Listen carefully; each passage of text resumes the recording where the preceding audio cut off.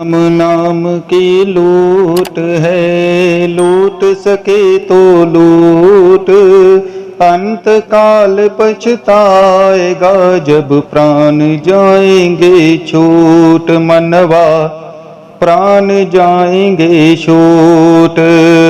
बोलिए श्री हरि विष्णु भगवान की जय। अथ अधिक मास 13वां अध्याय प्रारंभ। ऋषि कहने लगे कि हे सूत जी, राजा दृढ़ धनवा को पुरुषोत्तम के सेवन से राज्य, पुत्र, पौत्र तथा पतिव्रता स्त्री कैसे मिली और योगियों को अति दुर्लभ भगवान का लोक कैसे प्राप्त हुआ, इसलिए आप विस्तार से इस इतिहास को बतलाने की कृपालता कीजिए।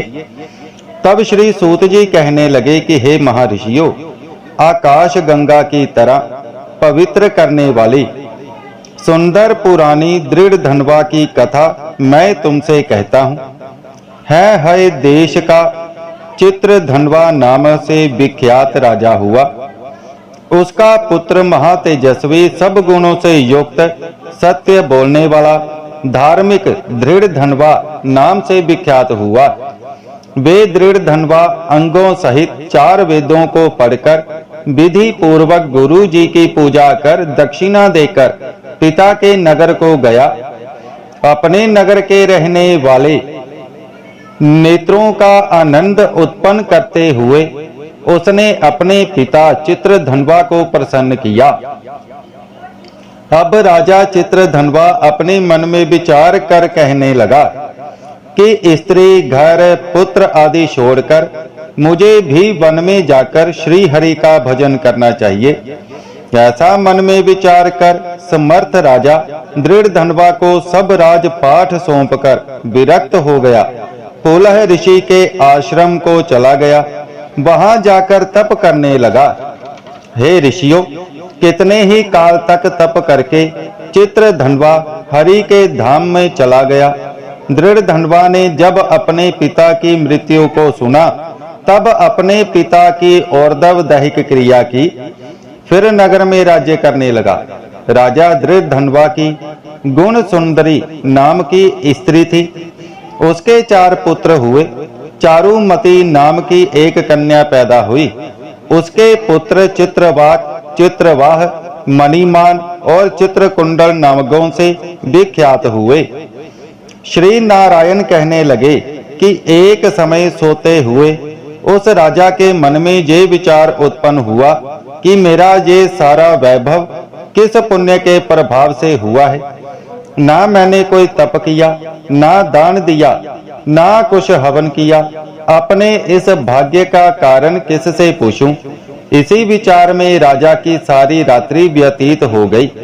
प्रातः ब्रह्म मुहूर्त में उठकर यथा विधि स्नान आदि करके खड़ा होकर उदय होते हुए सूर्य को अर्घ्य देकर, ब्राह्मणों को दान आदि देकर तथा नमस्कार करके वे राजा घोड़े पर चढ़कर तत्काल शिकार के लिए वन में गया।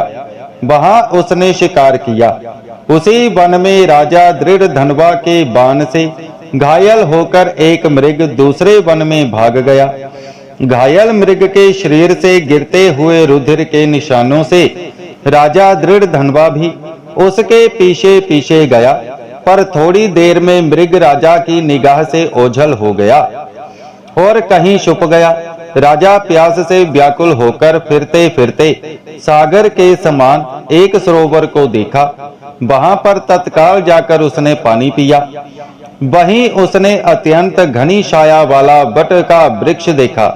उसकी जटा में घोड़े को बांधकर राजा वहां बैठ गया। वहां पर वाणी बोलता हुआ तोता आया। राजा को अकेला बैठा हुआ देखकर बेशुक बार बार एक ही श्लोक बोलता रहा। तो पृथ्वी में अत्यंत सुख को देखकर सार वस्तु को नहीं विचारता तो कैसे पार पहुंचेगा? ऐसे उसके इन रहस्यमय पूर्ण वचनों को सुनकर राजा को यही शोक हुआ कि बार बार ये शुक ऐसे वचन क्यों बोल रहा है। क्या वे शुक देव जी हैं? मुझ मूढ़ को संसार सागर में डूबे हुए देखकर मुझको श्री कृष्ण का भक्त समझकर मुझ पर कृपा करके उद्धार करने को आए हैं। वे इसी विचार में था कि पीछे से उसकी सेना आ गई। वे तोता तो राजा को उपदेश देकर अंतर ध्यान हो गया और राजा अपने नगर में शुकदेव के वाक्यों को याद करता रहा। बोलिए श्री हरि विष्णु भगवान की जय। अथ अधिक मास 13वां अध्याय संपूर्णम।